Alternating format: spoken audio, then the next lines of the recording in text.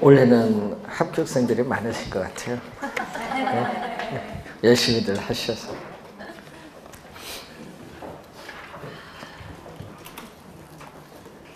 자, 여러분 교재에 276쪽이 되겠습니다. 주택연금제도. 자, 이 주택연금제도인데 한국주택금융공사의 주택연금제도는 국민연금과는 좀 다르죠. 국민연금 국가가 보증하지 않습니다. 그렇지만은 이 주택연금은 국가가 공적으로 보증하고 있다. 그 점이 상당히 중요합니다. 그래서 이 주택연금인데 지금 우리나라에서 2007년 7월에 도입이 돼서 좀 한 12년 정도 지났습니다. 그래서 좀 약간 바뀐 것도 좀 있지만은 이 주택을 담보로 하는 거죠. 주택연금도. 그래서 이 노년계층입니다. 이 노년계층에 있어서 이 소득은 없고 주택은 소유하고 있는 이 노년계층의 뭐를 위해서? 노후 생활자금입니다.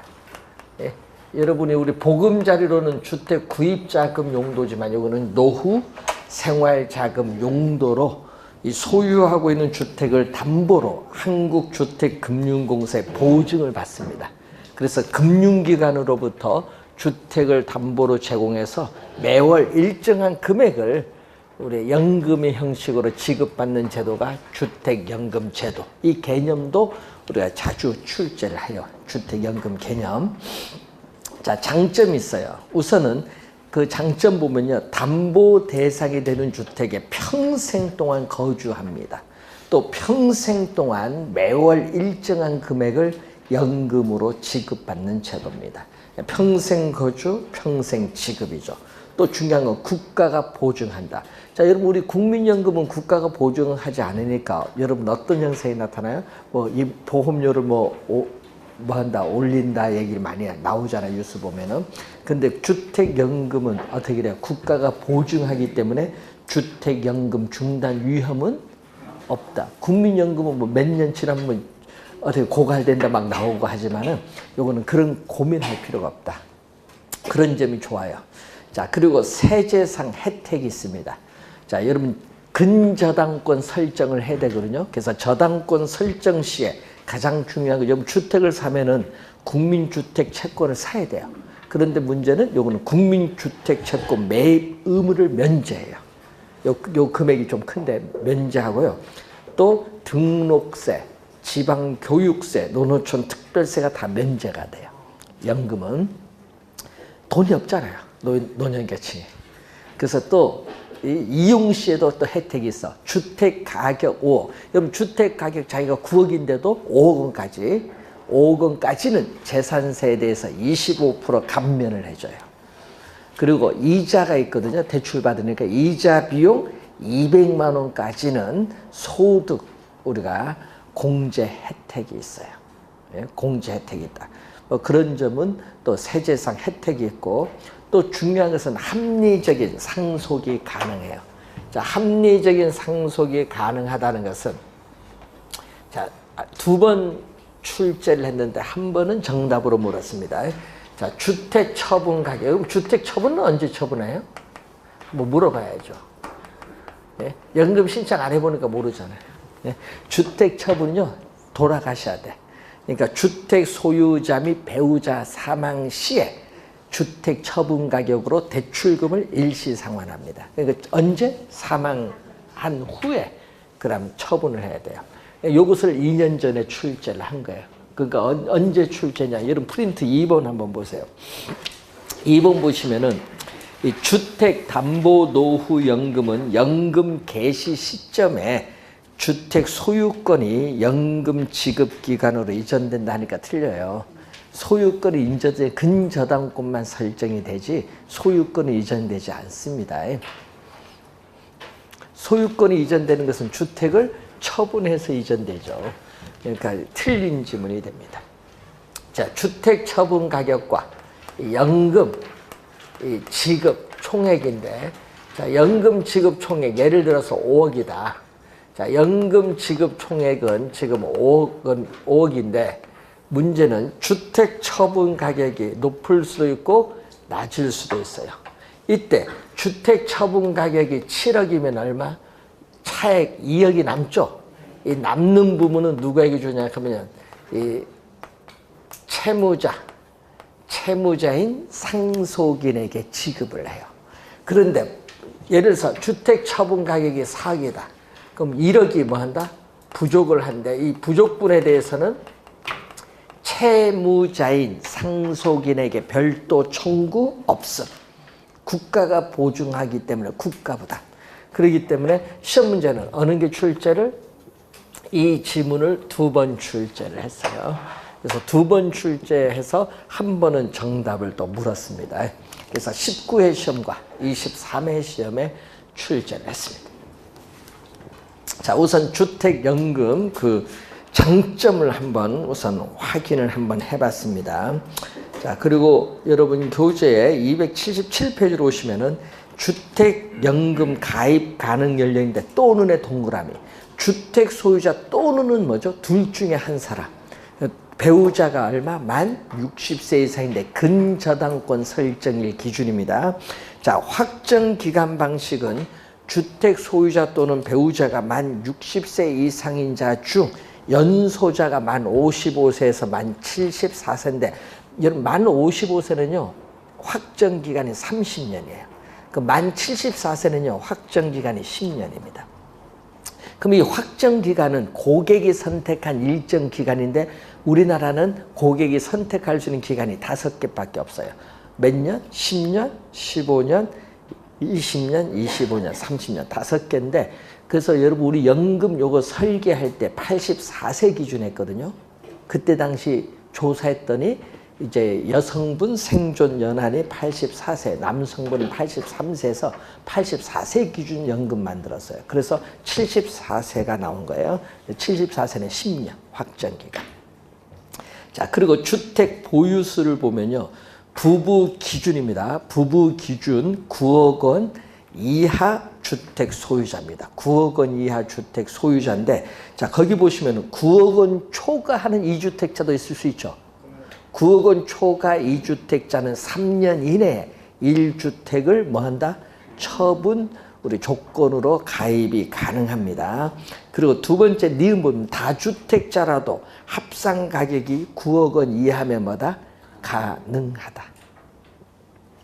자, 그리고 우대 방식이 있죠. 여러분 우대형 주택연금이라는 게 있거든요. 우대형 주택연금이 있어요. 주택연금 3종 세트 중에 우대형 주택연금이 있는데 거기에 우대 방식인 경우 1억 5천만 원 미만입니다. 미만 1주택자만 가입이 가능하다. 자, 대상주택 보면 시가 동그라미 주택담보가치가 아니라 시가입니다. 요거 어디서 확인? 한국감정원 인터넷 시세를 보면 되고요. 거기 없으면 KB 인터넷 시세를 보면 돼요. 그래서 이 시가 9억 원 이하의 주택 및 지방자치단체에 신고된 노인복지주택을 대상으로 한데 거기 보면 상가 등 주택과 상가가 같이 있는 건물이 있거든요. 이 복합 용도의 주택은 전체 면적 중 주택이 차지하는 면적이 2분의 1 이상인 경우에는 가입이 가능합니다. 자, 주의할 거는 확정 기간 방식은 노인복지주택을 제외한다. 자, 우대 방식의 경우는 1억 5천만 원 미만 주택만 가입이 가능하다는 거죠. 자, 맨 밑에 세 번째 보시면은 주택법상의 주택인 단독주택, 다세대주택, 연립주택, 다가구주택, 아파트 등이고 이 노인복지주택은 노인복지법상 분양형 노인복지주택으로 해당 지방자치단체에 신고된 주택이면 됩니다. 자, 278페이지 그 4번 주의 좀 해두셔야 돼요. 오피스텔, 상가주택, 상가, 판매 및 영업시설 전답 등은 제외. 주택연금 제외 대상 요거 주의해 두시고 또 대상주택에 권리 침해나 제한 물건 및 보증금이 있는 임대차 계약이 있는 것은 원칙상 제외되는데 단 연금 지급 방식의 종신 혼합 방식이 있어요. 이 종신 혼합 방식 선택 시에는 임대차 계약 등을 해지하는 조건으로 가입이 가능합니다. 자, 권리 침해는 경매 신청, 압류, 가압류, 가처분, 가등기가 된 주택을 말하고 임대차 계약이 된 주택이라도 임대차 계약 등이 해지된 경우 뭐 여러분 전세 계약이나 월세 계약이 해지된 경우는 뭐다? 가능하다. 자, 거주 요건 보면요. 주택연금 가입주택을 가입자 또는 배우자가 실제 거주지로 이용하고 있어야 한다는 조건인데 해당 주택을 전세 또는 월세로 주고 있는 경우는 가입이 불가능합니다. 단 부부 중 한 명이 거주를 하고 있고요. 보증금 없이 주택 일부만을 월세로 주고 있는 경우는 가입이 가능하다. 여러분 대학가 하숙청 보면은 소유주가 거주하죠. 또 대학가 월 하숙이 얼마 받죠? 예? 받잖아요. 보증금 없이. 그런 경우에는 가입이 가능하다. 이런 얘기입니다. 자, 그리고 연금 지급 방식 보면요. 월 지급금 지급 방식이 있는데 자, 처음 2007년도에 도입될 때는 하나밖에 없었어요. 그때 당시는 종신 방식 요거 하나밖에 없었는데 그래서 월 지급금을 종신토록 지급받는 방식인데 두 가지가 있어요. 종신 지급 방식, 종신 혼합 방식. 자, 인출 한도가 나오는데 인출 한도는 대출 한도의 50% 있는데 대출 한도는 5억이에요. 대출 한도는 5억 원. 그럼 5억에 50% 하면 2억 5천만 원입니다. 이게 50%인데 인출 한도 설정 없이 월 지급금을 종신토록 지급받는 방식이 종신 지급 방식이고 종신 혼합 방식, 혼합이 들어가면 인출 한도 설정합니다. 설정 후에 그 설정한 금액 뺀 나머지가 있거든요. 인출 한도 설정 후 나머지 부분을 월 지급금으로 종신토록 지급받는 방식입니다. 자, 그 다음에 몇 년 지나서 또 도입된 게 확정기간 방식이 도입이 됐어요. 고객이 선택한 일정 기간, 아까 5가지가 있었죠? 일정 기간 월 지급금을 우리는 지급받는 방식입니다. 자, 근데 확정기간 혼합 방식이 있어. 혼합 들어가면요. 인출 한도 설정합니다. 이 대출 한도의 경우는 50%가 아니라 45%입니다. 대출 한도의 45%입니다. 이 수시 이렇게 인출 한도 설정 후에 나머지 부분을 고객이 선택한 일정 기간 동안 월 지급금으로 지급받는 방식인데 왜 45%냐? 아까는 50%인데 45% 차이 5%가 있거든요. 여기 의무 설정액이에요. 자, 확정 기간 방식인 경우 대출 한도의 5%에 해당하는 금액은 어떻게 돼? 의무적으로 설정하여야 한다. 왜냐? 월 지급금 종료 후에도 담보주택 관리비, 의료비 명목으로 지출해야 될 돈이 있기 때문에 그것 때문에 의무 설정에 5%가 있는 겁니다. 자, 그 다음에 박근혜 정부죠. 박근혜 정부의 주택연금 3종 세트가 도입됐거든요. 주택연금 3종 세트가 도입됐는데 그중에 뭐 우대형 주택연금도 있고 주택담보대출 상환형 주택연금도 있고 또 이 보금자리론 연계 주택연금도 있어요. 그래서 3가지 도입됐는데 그 중에서 여러분이 2가지 있어요. 주택담보대출 상환용 주택연금. 여기서 나온 게 대출 상환 방식이야. 근데 여러분 대출을 받아서 주택을 샀는데 원금이자 갚기가 너무 힘이 들어요. 그럼 그것을 어떻게 돼? 갚아야 되겠다. 그럼 연금을 이용하면 돼요. 어떻게 돼? 대출 한도의 몇 프로? 50%를 초과하고 70% 이내입니다. 그래서 이것을 인출 한도를 이렇게 적어 놓은 거예요. 그래서 일시에 찾았어요. 일시에 찾아서 돈 갚아버리는 거죠. 은행에 찾아서서 나머지 부분을 월 지급금으로 우리는 종신토록 지급받는 방식이 대출 상환 방식입니다. 자, 그리고 또 우대형 주택연금에서 나온 게 우대 방식이에요. 이것도 우리는 우대를 받는데 몇 프로? 최대 12.7%. 처음에는 17%에다가 15%에다가 막 줄어들었어요. 12.7%입니다. 그래서 여러분이 우리가 인출 한도 설정 없이 우대받은 월 지급금을 종신토록 지급받는 방식은 우대 지급 방식이고 혼합은 인출 한도 설정 후죠. 인출 한도는 얼마? 대출 한도의 45%입니다. 45%. 자, 그걸 염두에 좀 두시면 되겠습니다. 자, 보증기한으로 갑니다. 279페이지 종신이죠. 그러니까 주택 소유자 및 배우자 언제까지? 사망 시까지. 근데 이용 도중에 이혼을 한 경우 이혼한 배우자는 주택연금을 받을 수 없음. 또 이용 도중에 재혼을 한 경우 재혼한 배우자는 또 주택연금을 받을 수 없습니다. 자, 가입비 초기 보증료인데 주택 가격의 1.5%를 연금 최초 연금 지급일에 납부하고 연 보증료는 보증자에게 연 몇 프로? 우리 0.75%를 매월 우리가 납부를 하게 된다 이런 얘기죠. 자, 그리고 이 보증료는 취급 금융기관이 가입자 부담으로 공사에 납부하고 연금 지급 총액 대출 잔액에 가산되고 있다 이런 얘기입니다. 자, 적용금리 280페이지 보시면은 우리 한국주택금융공사의 보금자리로는 대출 실행일부터 만기까지 고정금리지만은 이 주택연금은 변동금리예요. 이 기준금리에 가상금리를 더한 변동금리인데 여러분 요거 처음에 도입을 할 때는요 가상금리가 1.1%거든요. 지금은 가상금리가 높아요. 예? 그래서 처음에는 1.1% 적용했어요. 처음 도입됐으니까 혜택을 주기 위해서. 지금은 높습니다. 대출금리가. 그래서 대출 기준금리는 두 가지가 있어요. 자, 이자율 조정주기 3개월 CD 양도성 예금 증서 금리가 있고 또 하나가 신규 취급의 코픽스. 여러분 우리 코픽스는 두 가지 있죠. 잔액 기준, 신규 취급의 기준 두 가지인데 그 중에서도 신규 취급의 코픽스 요 두 가지를 기준금리로 봅니다. 자, 그리고 이자는 매월 연금 지급 총액 대출 잔액에 가산되므로 가입자가 직접 현금으로 납부할 필요가 없다라는 것.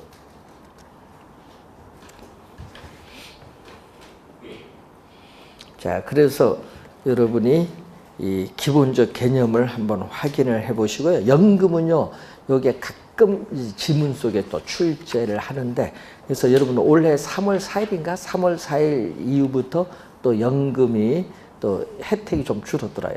금리가 약간 높아지면서. 그래서 요즘 그 3월 4일 이전에 가입하세요. 뭐 홍보를 하시더라고요.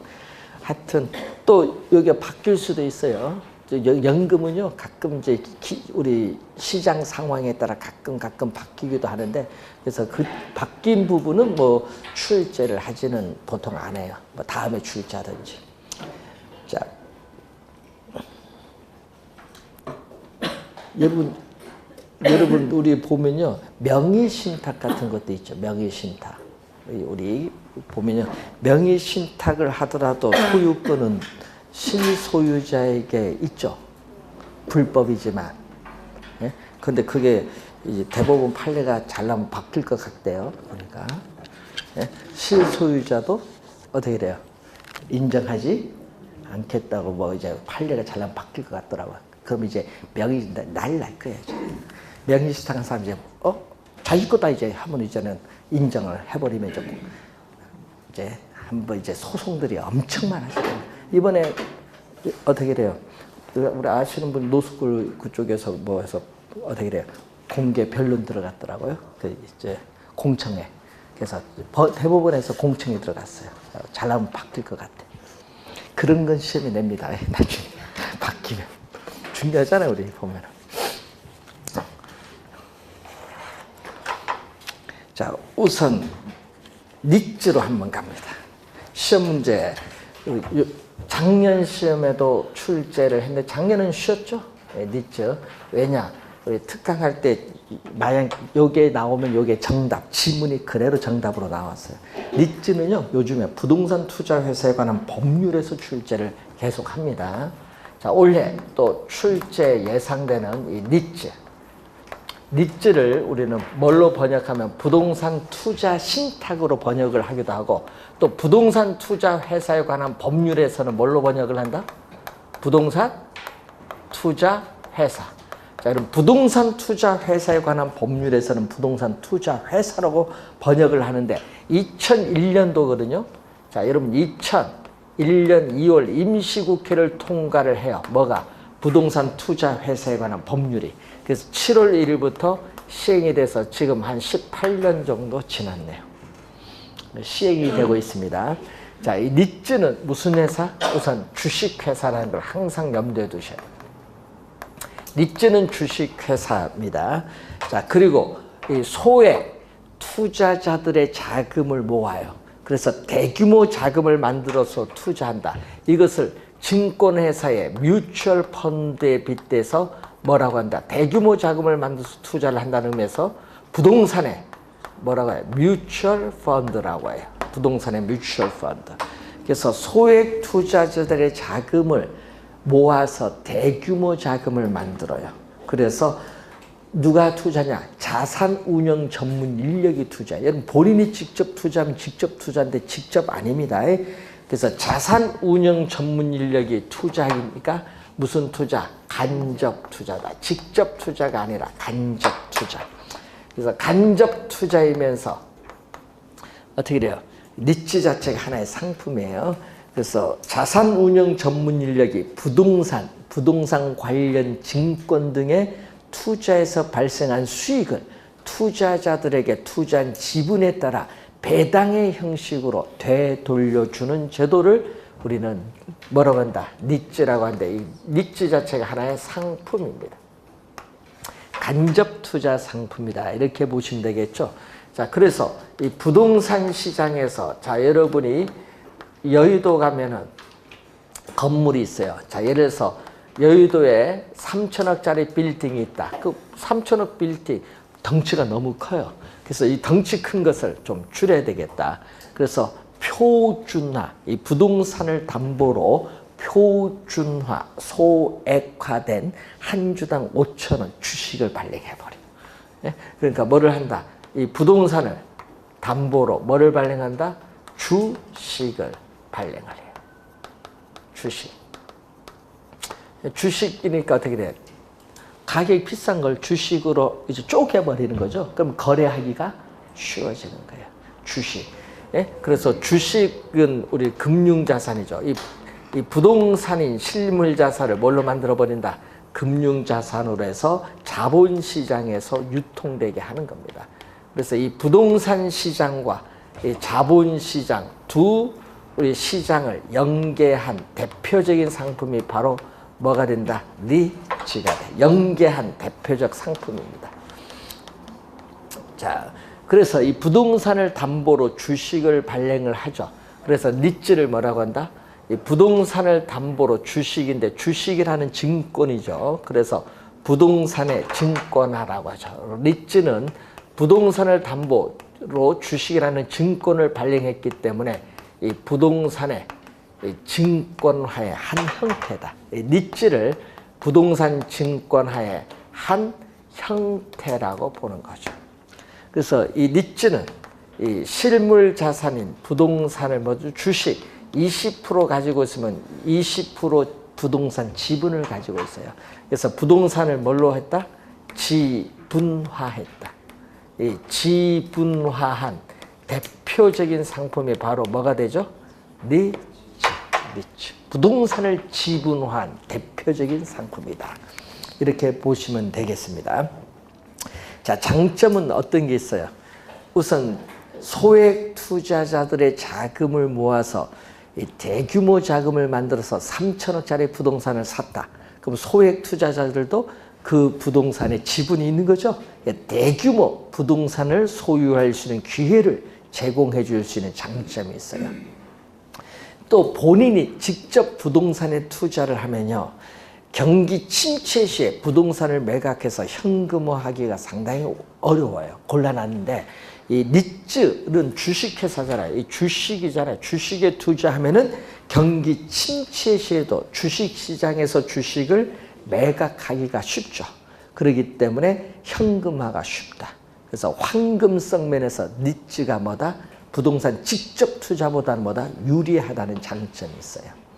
또 주식시장이니까 상장 요건을 갖추면은 우리는 증권시장에 상장을 해야 돼요. 그렇기 때문에 정보를 뭐 해야 돼? 공개를 해야겠지. 공시도, 주식시장에 공시도 해야 되고. 그래서 뭐를? 거래의 정보의 투명성이 뭐가 돼? 강화가 돼. 강화된 장점이 있고. 또 부동산 관련 증권의 분산 투자함으로써 위험을 분산시키는 효과가 있고 또 법인세를 90% 이상 어떻게 돼? 배당시에는 면제가 돼요. 법인세가 여러분 한 몇 프로 돼요? 한 20 지금 몇 프로 돼요? 7%인가요? 우리나라가? 예? 지금 25%인가 7%인가 2% 전에 올라서 하여튼 법인세가 면제되면 세금 안 내도 돼요. 그것을 여러분에게 수익을 돌아가요. 그러니까 수익률이 높다는 장점이 있어요. 그런 점이 장점. 자, 그리고 여러분 교재 282페이지 보시면은 부동산 투자 회사의 개념이 나오죠. 자, 자산을 부동산에 투자하여 운용하는 것을 주된 목적으로 부동산 투자 회사에 관한 법률에 의해서 우리는 설립된 회사죠. 자, 부동산 투자 회사의 종류가 이제 나오는데 이제 여러분이 이 법에서 시험 문제를 많이 출제를 한다는 그러한 내용인데 올해도 이 법이 중요합니다. 우선 자기관리 부동산 투자 회사가 있고 또 뭐가 있다? 위탁 관리 부동산 투자 회사가 있어요. 또 기업에 있어서 구조조정. 자, 기업의 구조조정을 또 부채 상환을 주 목적으로 해서 설립된 부동산 투자 회사인데 이것을 뉴스에 보면요. 요즘은 코퍼레이트 리스트러처링이라고 해서 약어로 기업 구조조정을 약어로 CR이라고 해요. CR 리츠라고 해요. 여러분 기업 구조조정 뉴스 보면 CR 리츠 나오면 아, 요 기업 구조조정 리츠다. 이렇게 보시면 되겠어요. 자, 근데 요거는 기업 구조조정을 목적으로 하기 때문에 요거는 한시적이다. 한시적. 기업 구조조정을 목적으로 한 뭐다? 한시적이다. 그리고 뮤추얼 펀드 형태로 운영돼요. 그러니까 여러분이 얼마? 3천억 모집하면 그 모집을 뭐 5년간 운영하겠다. 이런 식으로 이 뮤추얼, 소액 자금을 모아서 대규모 자금을 만드는 뮤추얼 뭐다? 펀드 형태로 운영된다. 예, 뮤추얼 펀드 형태로 운영되는 게 CR 리츠입니다. 자, 그러면은 우선 시험은 개념을 출제를 하죠. 그래서 여러분 거기 부동산 투자 회사의 개념이 우선 나오고 있죠. 개념, 우리가 회사형 뭐 이렇게 했는데, 자, 우선 개념을 보면은 요 두 개 묶습니다. 시험 문제는 우선 요게 한 4번 출제했어요. 자, 자산 운영 전문 인력을 포함한 임직원을 상근으로 두고 자산의 투자 운영을 직접 수행하는 회사. 이 질문을 4번 출제했어요. 상당히 정답도 한 2번 물었어요. 상당히 중요한 개념이에요. 자, 그리고 요 두 가지는 자산의 투자 운영, 자산의 투자 운용을 어디에? 여기는 자산관리회사에 위탁해요. 자산관리회사에 위탁을 하는 회사입니다. 이 두 개는. 자, 그리고 자기관리는 본점 외에 지점을 설치할 수 있고 직원을 고용하거나 상근 임원을 둘 수 있다. 이런 회사를 실체 회사예요. 실체. 근데 요 두 개는 본점 외에 지점을 설치할 수 없고 직원을 고용하거나 상근 임원을 둘 수 없다. 이것을 우리는 페이퍼 컴퍼니를 번역을 명목 회사라고 해요. 그러니까 페이퍼 컴퍼니는 뭐죠? 서류 상으로만 존재하는 회사. 페이퍼 컴퍼니다. 요 두 개는. 자, 우선은 회사형을 보는데, 자, 또 시험 문제는 또 어느 걸 출제를 많이 하죠? 요 두 가지를 또 출제를 많이 하죠. 시험 문제. 당연히 작년 시험에도 출제를 또 했습니다. 하여튼 단골이에요. 요거 설립, 자본금, 그리고 뭐죠? 최저 자본금. 요것은 시험에 단골이라는 걸 늘 염두에 두셔야 됩니다. 자, 우선은 요거 설명하기 전에 여러분 교재 282쪽 제3조 법인격보입니다. 부동산 투자회사는 주식회사로 한다. 주식회사입니다. 2항 보시면은 부동산 투자회사는 2법 부동산 투자회사에 관한 법률에서 특별히 정한 경우를 제외하고는 상법의 적용을 받는다. 왜? 상법상 주식회사잖아요. 자, 3항 부동산 투자회사는 그 상호에 부동산 투자회사의 명칭을 사용하여야 한다. 하여야는 반드시라는 의미입니다. 자, 제5조 보시면은 부동산 투자회사는 주식회사니까 발기인을 모집을 해야 돼요. 그래서 발기 설립의 방법으로 하여야 한다. 이 2항이 작년 정답이었습니다. 부동산 투자회사는 현물 출자에 의한 설립을 할 수 없다. 없대의 동그라미. 시험에는 뭘로 출제했다? 있다로 출제했지 뭐. 작년 정답집입니다. 자, 283페이지 설립 자본금인데 이 자기관리 부동산 투자회사의 설립 자본금은 얼마? 5억 원 이상으로 한다. 5억 원. 그리고 위탁관리 부동산 투자회사 및 기업구조조정 부동산 투자회사의 설립 자본금은 얼마로 한다? 3억 원 이상. 작년에 이 5억 원, 3억 원 둘 다 출제를 다 했죠. 또 잘 납니다. 이것도 잘 내죠. 최저 자본금 제10조가 나옵니다. 제10조. 자, 거기 보시면은 영업인가를 받는다. 누구한테? 국토교통부 장관이죠. 영업인가를 받거나 등록을 한 날부터 6개월까지를 최저 자본금 준비 기간이라고 하는데 6개월이 지난 부동산 투자 회사의 자본금은 얼마? 여기는 자기 관리는 70억 원 이상이 돼야 된다. 그럼 70억 원의 최저 자본금이야. 자, 위탁관리 부동산 투자회사 및 기업구조조정 부동산 투자회사의 자본금은 각각 얼마가 된다? 50억 원 이상이 돼야 된다. 50억 원이 최저 자본금이 돼요. 자, 그리고 거기 제8조의 2를 보세요. 자, 8조의 2를 보면 1항 자기관리 부동산 투자회사는 그 설립 등기일부터 10일입니다. 여러분 1개월이 아니라 10일 이내에 대통령령으로 정하는 바에 따라 설립 보고서를 작성하여 국토교통부 장관에게 제출하여야 한다. 10일 이내라는 거. 자, 그리고 제11조의 2. 이것도 시험에 한 4번 출제했었죠. 위탁관리 부동산 투자회사는 본점 외에 지점을 설치할 수 없으며 또 직원을 고용하거나 상근임을 둘 수 없다. 거기에 없으면 밑줄, 맨 끝에 없다 밑줄. 그게 키워드입니다.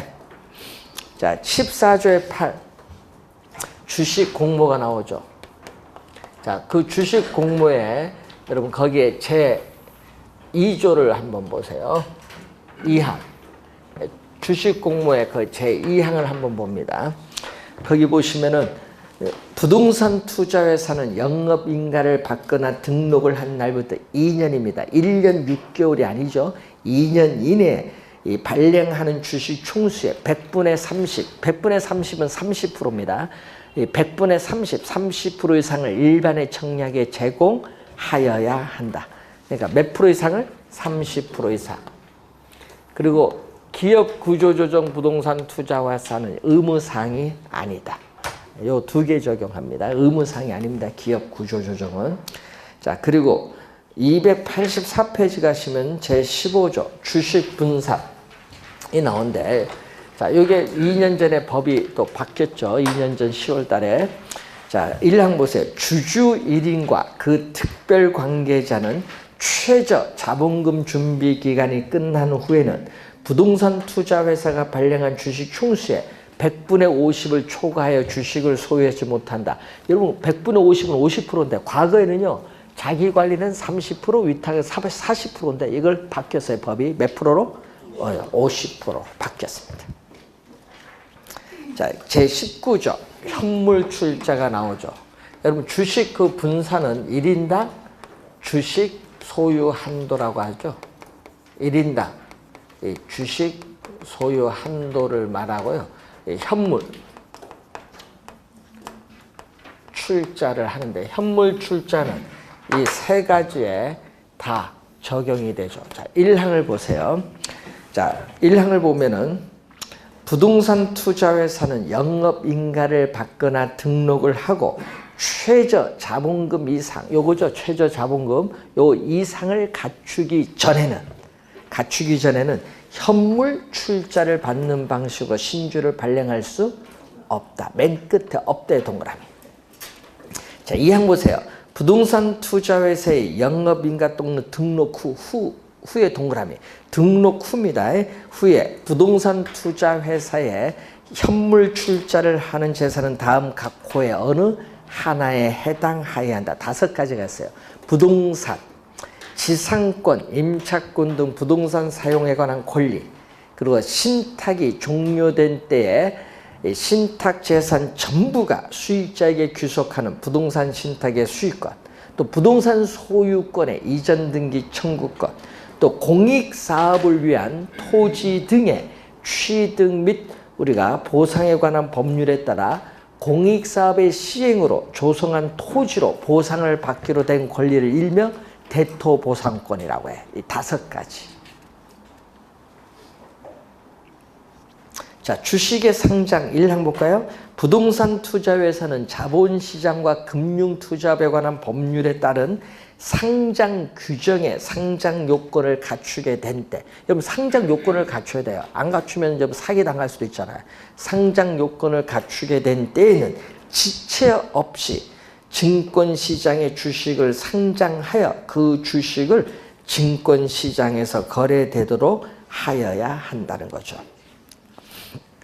자, 22조의 3 자산관리회사는 인가를 받아야 돼. 인가. 자, 그래서 자본금은 70억 원 이상이고 또 자산운영 전문 인력을 대통령령으로 정하는 수 이상 상근으로 둔데 대통령령에는 몇 명? 5인 이상. 대통령령에는 5인 이상입니다. 자, 부동산 투자 자문회사는요, 요건 등록을 합니다. 그래서 부동산 투자 회사의 위탁으로 그 자산의 투자 운영에 관한 자문 및 평가 등의 업무를 하려는 자는 국토교통부 장관에게 등록하여야 하는데 자본금은 5억 원 이상으로서 대통령령으로 정하는 금액 이상일 것. 여러분 대통령령에는요 10억 원으로 나와 있어요. 대통령령에는 10억 원. 자, 그리고 자산운영 전문 인력을 대통령령으로 정하는 수 이상 상근으로 둘 것.